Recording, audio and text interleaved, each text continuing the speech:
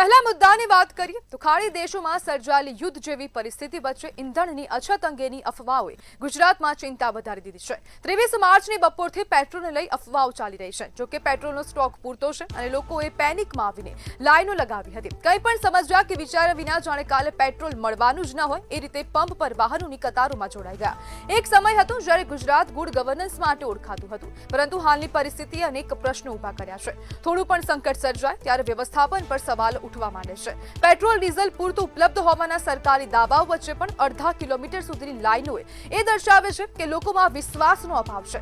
સામાન્ય જનતા માને છે કે જો પરિસ્થિતિ બગડે તો તેનો સૌથી મોટો ભોગ જનતાને જ આપવો પડશે। કેટલાક લોકો આ સ્થિતિ માટે કાળાબજારી અને અફવાઓને જવાબદાર માને છે।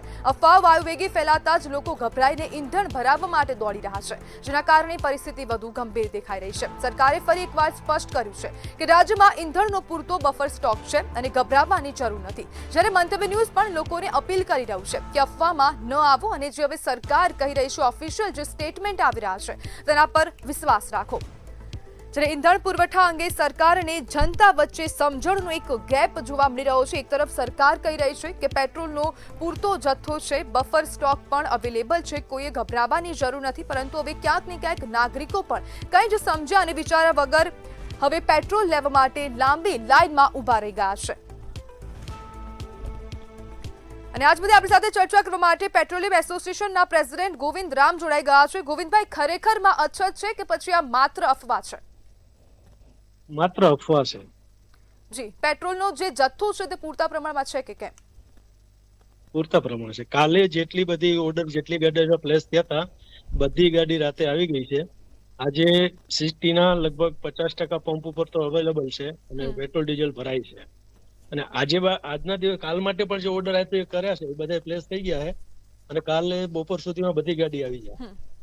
ગોવિંદભાઈ, સ્ટોક પૂરતો છે તો પછી કેમ હવે નાગરિકો લાઈનો લગાવીને ઉભા રહી ગયા છે? એ એક પ્રકારની અફવા છે મેડમ। પેલા જે હતું એ રાજકોટ અમદાવાદમાંથી એક હવા હતું, મીડિયા દ્વારા એવું ફેલાયું કે પેટ્રોલ ડીઝલ નહીં મળે। પેટ્રોલ ડીઝલ એવું કાલે 4 વાગ્યા સુધી તો એવું કઈ હતું જ નહીં કે આવો પ્રોબ્લેમ થશે। પણ 4 વાગ્યા પછી સડનલી એટલો ફ્લો થઈ ગયો કસ્ટમરનો કે દરેક જગ્યાએ કે જાણે કોઈ જગ્યાએ ઉભવાની જગ્યા નથી, એટલા માણસો લાઈન લે। હવે એકે હાથે એટલા માણસો આવે, જે માણસ 200 રૂપિયાનું પેટ્રોલ ભરાવતો હતો એ 1000 રૂપિયાનું ટાંકી ફૂલ કરાવવા માંડે, ઓબ્વિયસલી ખલાસ થવાનું જ છે। એટલે 2 કલાક પૂરતું રહ્યું હતું, બાકી એવું કોઈ ગભરાવાની જરૂર નથી। કંપની પૂરતો પુરવઠો આપે છે, સપ્લાય સ્મૂથ હાલે છે, ગવર્મેન્ટે આપણી સિવિલ સપ્લાય એટલી સપોર્ટ કરે છે, અમારી કંપનીઓ બધી સપોર્ટ કરે છે। એટલે મારી વિનંતી છે કસ્ટમરને કે કોઈ જાતનો ગભરાવા વગર, કોઈ જાતની ઓલો પ્રોબ્લેમ નથી પેટ્રોલમાં કે સપ્લાયમાં, અને કોઈ પેટ્રોલ ડીઝલ ખલાસ થાય એવી અફવા ખોટી છે। બિલકુલ ગોવિંદભાઈ, હાલની પરિસ્થિતિને ધ્યાનમાં રાખીને આપણે તે વાત કરી શકીએ, અથવા તો નાગરિકો પણ હવે એક આ સવાલ કરી રહ્યા છે કે કાળાબજારી થઈ રહી છે આ દરેક વસ્તુની, ઈંધણ હોય કે પછી ગેસનો પુરવઠો હોય? એના માટે આપણી સિવિલ સપ્લાય અત્યારે સ્ટેન્ડ બાય ચાલુ જ છે। આજે 2 કે અથવા કેશોદ બાજુ 1-2 જગ્યાએ આપણે જુનાગઢ પુરવઠાની ટીમ અત્યારે ચેકિંગ કરી જ રહી છે। કોઈ જાતના કાળાબજાર ન થતો।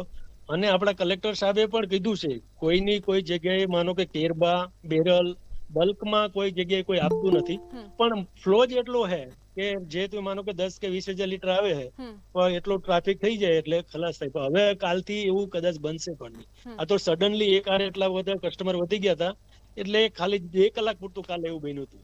જી, તો જુનાગઢમાં હાલ પરિસ્થિતિ ગઈકાલ જેવી છે કે કેમ, કે આજે શાંતિ છે કે મતલબ કોઈ લોકો અફવામાં નથી આવી રહ્યા? નહીં, કોઈ જાતની। આજે હું બપોરે 2-3 જગ્યાએ પંપની વિઝિટ કરી હતી, જો કોકો પંપ ચાલુ છે, મહેશ ટ્રેડિંગ ચાલુ છે, કિરીટ ફ્યુઅલ ચાલુ છે, શાંતિલાલ પરમાનંદ ચાલુ છે, દરેક પંપ ચાલુ છે। આજે નવયુગમાં પૂરતો જથ્થો છે અને રોજે રોજની આપણા પુરવઠા વિભાગે સ્ટોક માગે જ છે અને સ્ટોક આપે જ છે। જી બિલકુલ ગોવિંદભાઈ, જોડાવા બદલ આપનો આભાર।